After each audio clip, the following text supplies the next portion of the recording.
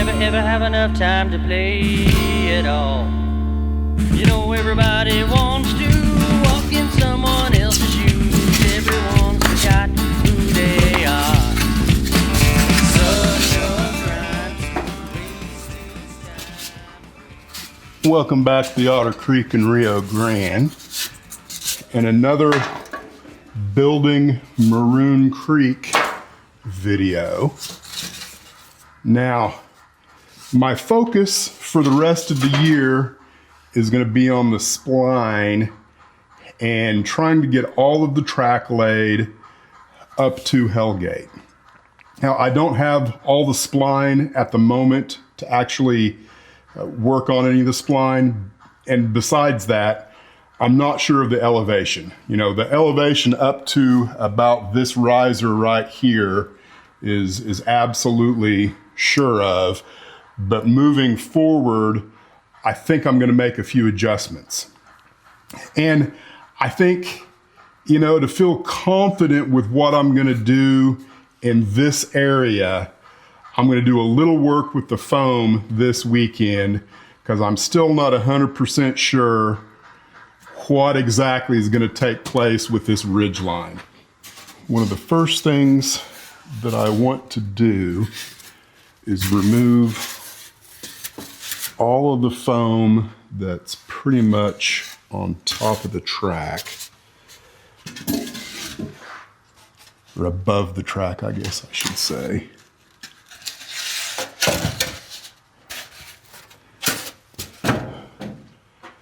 Because I'm still not 100% sure, which, you know, I continue to say that, but it's just the truth. Everything's an adventure in building something like this, where you have ideas, but you don't know exactly what your ideas are.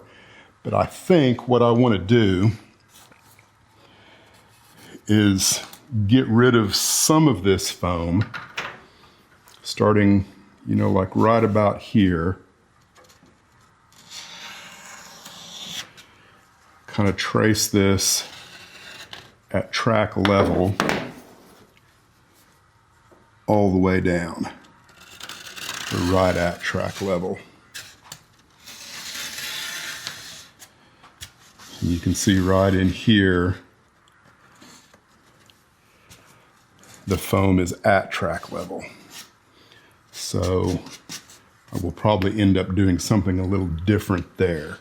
The goal right now, this weekend, is to kind of figure out what this corner looks like, to get it roughed in enough that I can get serious about removing this portion of the roadbed that is connected to the bridge, because I don't think that I want to add any more spline until I'm finished with the bridge.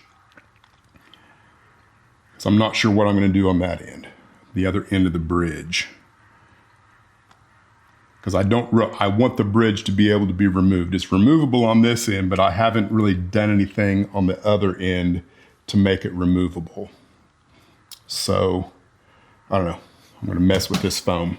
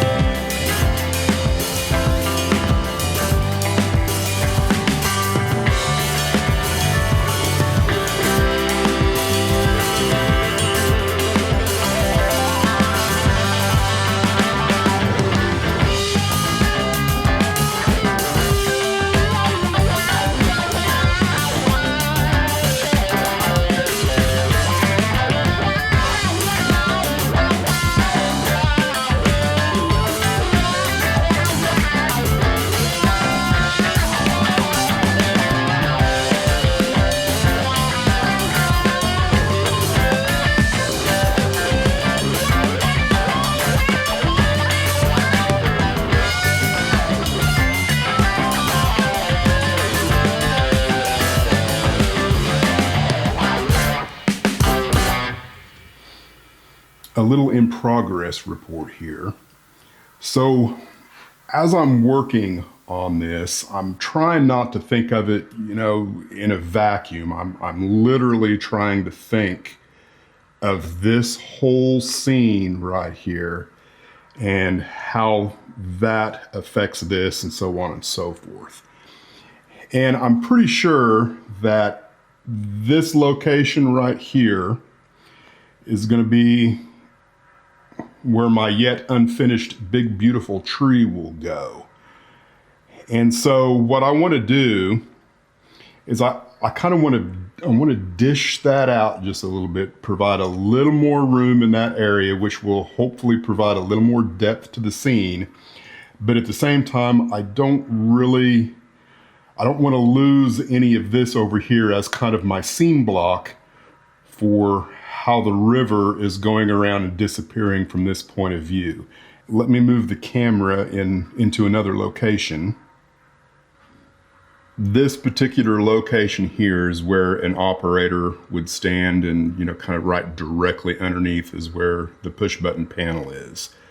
So I do want to bring this area right here. I think it needs to come back a little bit, but I want to keep most of the length in this area and then just kind of concave that. And I'm not sure, because I don't want a sheer cliff, I'm not sure how I'm going to accomplish it. I won't know until I start cutting the foam, but I'm going to do something a little bit different there than maybe what I've done in the past. Now, as far as what's going to go on the top side, I've pretty much kind of limited the space up there to somewhere around 6 inches of width all the way down to this end.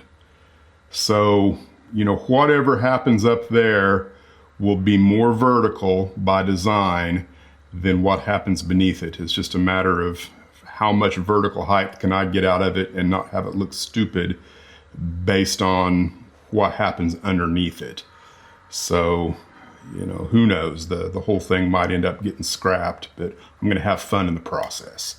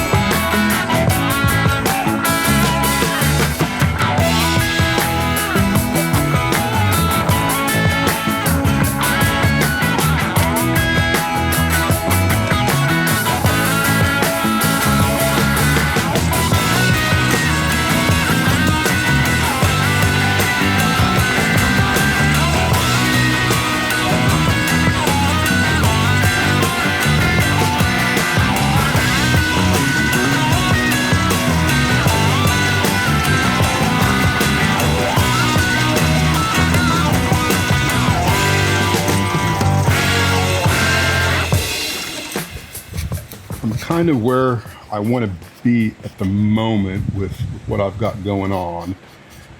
I know I'm pretty confident that this is the shape that I want, at least I think it is. All of this, I think, is where I want it to be. And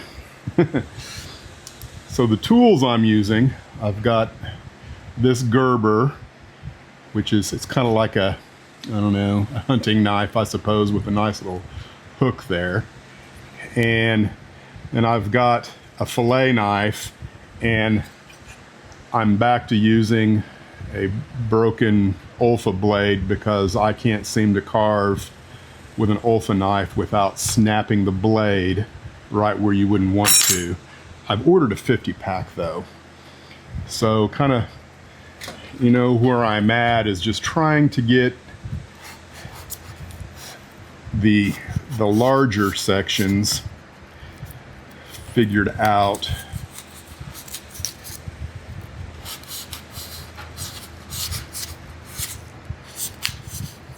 And I never know what they're going to look like until I kind of start seeing what they look like. And, you know, I'm not really looking at any specific geology other than, you know, I am inspired by a bunch of pictures that I took of the Royal Gorge. Those are kind of the best pictures I have of any kind of rock features.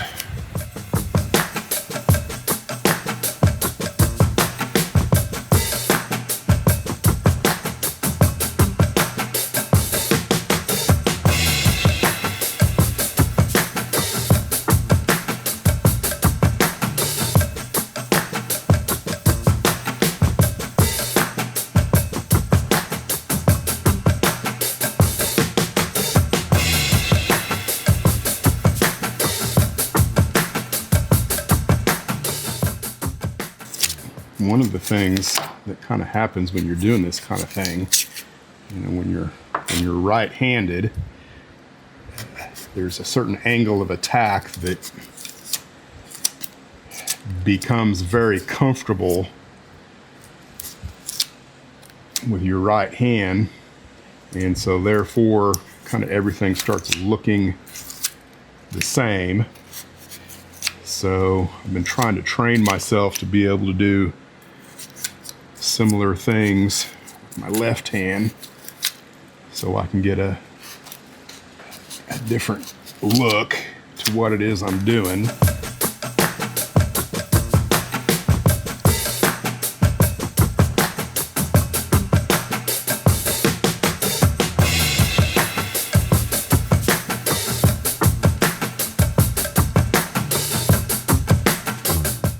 What I really like about this thing is I absolutely don't have to worry about breaking it. And I can pop the foam out really easily with it.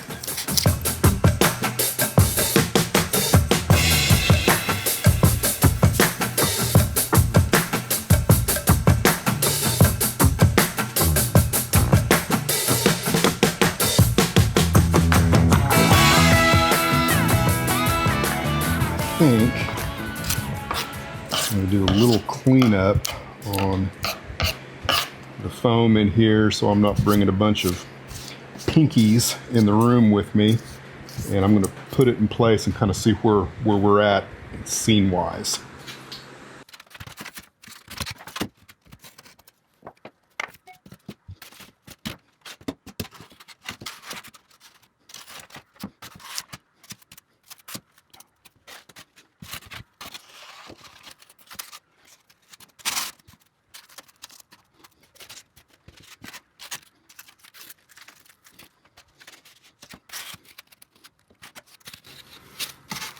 Alright, you can see there's definitely some discrepancies once it's back in place.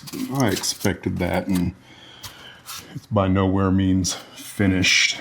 So I need to see what it looks like from the camera side.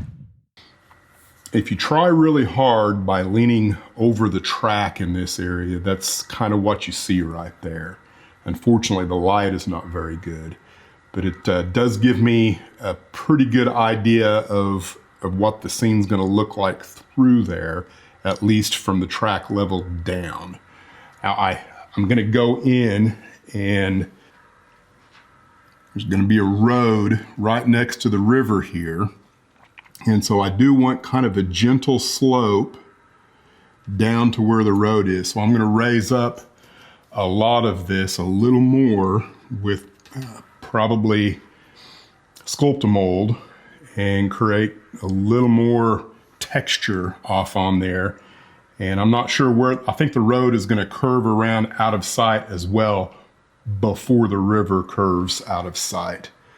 Now, I think